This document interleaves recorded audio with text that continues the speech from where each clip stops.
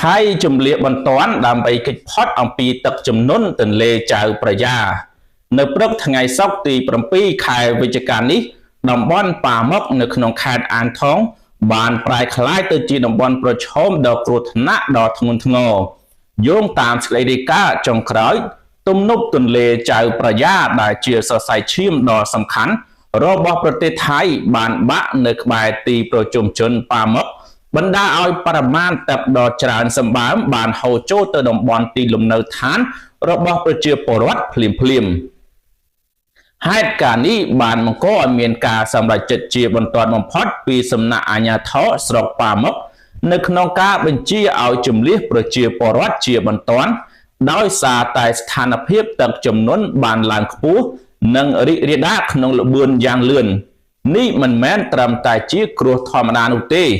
ប៉ុន្តែជាសញ្ញាអាសន្នដ៏ធំមួយដែលទាមទារការយកចិត្តទុកដាក់ពីគ្រប់ភាគីពាក់ព័ន្ធទាំងអស់តើអ្វីបណ្ដាឲ្យទំនប់ដ៏សំខាន់នេះបានបាក់តើការខូចខាតទំហំមានទំហំប៉ុណ្ណាហើយអាជ្ញាធរកំពុងដោះស្រាយស្ថានភាពដោយរបៀបណាយើងនឹងបន្តតាមដានព័ត៌មានលម្អិតបន្ថែមទៀតនៅផ្នែកបន្ទាប់យើងងាកមកមើលព័ត៌មានលម្អិតនៃហេតុការណ៍នេះយោងតាមប្រភពព័ត៌មាន The Nation និងការិយាល័យទំនាក់ទំនងសាធារណៈខេត្តអាងថនបានរាយការណ៍ថាហេតុការណ៍នៃការបាក់ទំនប់នេះបានកើតឡើងនៅវេលាម៉ោង 11 នាទីព្រឹកគន្លឹះនៃបញ្ហានេះគឺដោយសារតែកម្រិតទឹកទន្លេចៅប្រយ៉ាបានឡើងហួសហេតុគួបផ្សំនឹងចរន្តទឹកដែលហូរខ្លាំងបានធ្វើឲ្យរចនាសម្ព័ន្ធទំនប់ដែលស្ថិតនៅក្បែរស្ពានចៅប្រយ៉ានៅក្នុងតំបន់ប៉ាមុកជាប់នឹងផ្សារប៉ាមុកមិនអាចទប់ទល់បានហើយក៏បានបាក់ទាំងស្រុងតែម្ដងផលវិបាកភ្លាមពីការបាក់នេះបានកាច់ដាច់ចរន្តអគ្គិសនីគមនាគមន៍ដ៏សំខាន់នៅក្នុងតំបន់នោះនៅពេលដែលទំនប់បានបាក់គឺជាការបើកផ្លូវឲ្យទឹកទន្លេដែលមានបរិមាណដ៏ច្រើនសន្ធឹកសន្ធាប់បានចាក់ចូលទៅក្នុងសហគមន៍ប៉ាមុកយ៉ាងគំហុកក្នុងរយៈពេលតែប៉ុន្មាននាទីប៉ុណ្ណោះផ្ទះសម្បែងផ្លូវថ្នល់តំបន់ដីកសិកម្មជាច្រើនបានលិចលង់ក្រោមផ្ទៃទឹកជំនន់ស្ថានភាពនេះគឺជារឿងដែលគួរឲ្យព្រួយបារម្ភបំផុតពីព្រោះតំបន់ប៉ាមុកខ្លួនឯងគឺជាតំបន់ដែលមានទីប្រជាជនប្រជាពលរដ្ឋរស់នៅច្រើនកកកនិងជាមជ្ឈមណ្ឌលពាណិជ្ជកម្មខ្នាតតូចនៅក្នុងស្រុកការបាក់ទំនប់ក្បែរផ្សារបែបនេះគឺជាការគំរាមកំហែងយ៉ាងធ្ងន់ធ្ងរទាំងអាយុជីវិតនិងទ្រព្យសម្បត្តិរបស់ប្រជាពលរដ្ឋរាប់ពាន់គ្រួសារតើអាជ្ញាធរមានវិធានការអ្វីខ្លះដើម្បីការពារអាយុជីវិតរបស់ប្រជាពលរដ្ឋនៅពេលដែលទឹកកំពុងតែហូរយ៉ាងគំហុកបែបនេះតោះទៅតាមដានទាំងអស់គ្នាក្រោយពេលដែលទំនប់បានបាក់ភ្លាមអាជ្ញាធរខេត្តអានថងនិងស្រុកប៉ាមុកបានធ្វើការសម្របសម្រួលដ៏លឿនបំផុតពួកគេបានចេញសេចក្តីប្រកាសអាសន្នដោយជំរុញឲ្យប្រជាពលរដ្ឋទាំងអស់ដែលរស់នៅក្នុងសហគមន៍ដែលរងផលប៉ះពាល់ជម្លៀសខ្លួនជាបន្ទាន់អាជ្ញាធរបានសង្កត់ធ្ងន់ថាស្ថានភាពកាន់តែយ៉ាប់យ៉ឺនយ៉ាងឆាប់រហ័សហើយបានคล้ายទៅជាក្តីបារម្ភយ៉ាងធ្ងន់ធ្ងរឃ្លានេះបានបង្ហាញអំពីកម្រិតនៃគ្រោះថ្នាក់ដែលកំពុងតែកើតឡើងពួកគេបានណែនាំឲ្យប្រជាពលរដ្ឋតម្រូវប្រមូលរបស់របរសំខាន់ដូចជាឯកសារផ្ទាល់ខ្លួនថ្នាំពេទ្យនិងរបស់របរផ្សេងទៀតមុននឹងផ្លាស់ទីទៅកាន់ទីទួលសុវត្ថិភាពដែលអាជ្ញាធរបានត្រៀមទុកជាមុនយើងអាចស្រមៃមើលថាដំណើរការនៃការជម្លៀសនេះប្រកបទៅដោយភាពលំបាកយ៉ាងខ្លាំងដោយសារតែចរន្តទឹកហូរខ្លាំងនិងកម្រិតទឹកដែលកំពុងតែកើនឡើង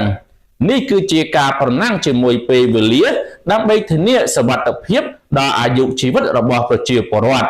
ក្រុមជួយសង្គ្រោះបន្ទាន់យោធាកងកម្លាំងប៉ូលីសកំពុងត្រូវបានដាក់ពង្រាយជាបន្ទាន់ដើម្បីជួយដល់ការដឹកជញ្ជូននិងរើបម្រាស់របស់របរប្រជាពលរដ្ឋដែលមិនអាចចាកចេញដោយខ្លួនឯងបានការត្រៀមលក្ខណៈសម្រាប់ទីទួលសុវត្ថិភាពដូចជាសាលារៀនវត្តអារាមនិងអគារសាធារណៈខ្ពស់កំពុងត្រូវបានរៀបចំដើម្បីផ្ដល់ជាទីស្នាក់អាស្រ័យបណ្ដោះអាសន្នស្បៀងអាហារនិងសម្ភារៈចាំបាច់ផ្សេងទៀតដល់ជនរងគ្រោះទោះជាយ៉ាងណាក៏ដោយតើការជម្លៀសនេះមានភាពរលូនដែរឬទេហើយតើមានមនុស្សប៉ុន្មានអ្នកដែលបានជម្លៀសដោយសុវត្ថិភាព ទាំងនេះជាសំណួរដែលយើងត្រូវតាមដានបន្តទៅទៀតក្នុងគ្រោះមហន្តរាយបែបនេះការសម្របសម្រួលរវាងអាជ្ញាធរនិងប្រជាពលរដ្ឋគឺសំខាន់បំផុតយើងសង្ឃឹមថាប្រជាពលរដ្ឋទាំងអស់នឹងស្ដាប់តាមការណែនាំរបស់អាជ្ញាធរដើម្បីជៀសវាងការខូចខាតដល់អាយុជីវិតរបស់ពួកគេហេតុការបាក់ទំនប់នេះមិនត្រឹមតែជាបញ្ហានៅក្នុងស្រុកប៉ាមុខប៉ុណ្ណោះទេប៉ុន្តែគឺជាសញ្ញាមួយដែលតាក់ទងនឹងប្រព័ន្ធទន្លេចៅប្រយ៉ាទាំងមូលទន្លេចៅប្រយ៉ាគឺជាប្រព័ន្ធទន្លេដ៏ធំដែលហូរកាត់ខេត្តសំខាន់ៗជាច្រើនរហូតទៅដល់រដ្ឋធានីទីក្រុងបាងកកក្នុងរយៈពេលខ្លីផលប៉ះពាល់ចម្បងគឺការខូចខាតហេដ្ឋារចនាសម្ព័ន្ធផ្លូវថ្នល់ស្ពាននិងទំនប់ខ្លួនឯងបានខូចខាតធ្ងន់ធ្ងរដែលទាមទារឲ្យមានការជួសជុលឡើងវិញជាបន្ទាន់ការលិចលង់លំនៅឋាននិងដីកសិកម្មផ្ទះសម្បែងរាប់ពាន់ខ្នងត្រូវបានជន់លិចហើយដំណាំកសិកម្មជាច្រើនទៀតត្រូវបានខូចខាតបញ្ហាសុខភាពនិងអនាម័យទឹកជំនន់អាចបង្កឲ្យមានជំងឺឆ្លងតាមទឹកនិងបញ្ហាសុខភាពជាច្រើនទៀតក្នុងរយៈពេលវែងវិញហេតុការណ៍នេះបានគូបញ្ជាក់ពីភាពងាយរងគ្រោះនៃប្រព័ន្ធគ្រប់គ្រងទឹករបស់ប្រទេសថៃជាពិសេសចំពោះហេដ្ឋារចនាសម្ព័ន្ធការពារទឹកជំនន់ចាស់ៗអាជ្ញាធរត្រូវតែវិតម្លៃឡើងវិញនៅកម្លាំងនិងភាពធន់នៃទំនប់ទឹកនិងប្រព័ន្ធការពារទឹកជំនន់ដទៃទៀតនៅតាមបណ្ដោយដងទន្លេចៅប្រយ៉ាការប្រែប្រួលអាកាសធាតុបរិមាណទឹកភ្លៀងដែលមិនអាចទាយទុកមុនបានដោយសារតែការប្រែប្រួលអាកាសធាតុក៏ជាកត្តាដែលបង្កឲ្យមានសម្ពាធកាន់តែខ្លាំងឡើងលើប្រព័ន្ធទន្លេនេះផងដែរការបាក់ទំនប់ទឹកនិងទឹកជំនន់នៅតំបន់នេះអាចប៉ះពាល់ដល់សេដ្ឋកិច្ចមូលដ្ឋាននិងសេដ្ឋកិច្ចខេត្តទាំងមូលដូច្នេះហើយការជួសជុលទំនប់ដែលបាក់មិនមែនគ្រាន់តែជាការចាក់ដីឬបេតុងឡើងវិញនោះទេប៉ុន្តែគឺជាការធានាឲ្យបាននូវភាពរឹងមាំយូរអង្វែងសម្រាប់សហគមន៍ដែលរស់នៅតាមដងទន្លេទាំងមូលសរុបមកវិញវិបត្តិទំនប់ចៅប្រយ៉ានេះនៅក្នុងស្រុកប៉ាមុខនៅថ្ងៃទី7ខែវិច្ឆិកាគឺជាមេរៀនដ៏ឈឺចាប់មួយអំពីសារៈសំខាន់នៃការត្រៀមលក្ខណៈនិងការឆ្លើយតបបន្ទាន់ចំពោះគ្រោះមហន្តរាយអត្ថប្រយោជន៍ចម្បងនៅពេលនេះគឺការធានាសុវត្ថិភាពដល់អាយុជីវិតរបស់ប្រជាពលរដ្ឋសម្រាប់បណ្ដាខេត្តដទៃទៀតនៅតាមដងទន្លេចៅប្រយ៉ាចាប់ពីភាគខាងជើងនៃខេត្តអានថងរហូតដល់តំបន់កណ្ដាលនិងរដ្ឋធានីបាងកកផ្ទាល់ក៏ត្រូវតែបង្កើនការប្រុងប្រយ័ត្នខ្ពស់ផងដែរព្រោះថាការបាក់ទំនប់នៅកន្លែងណាមួយ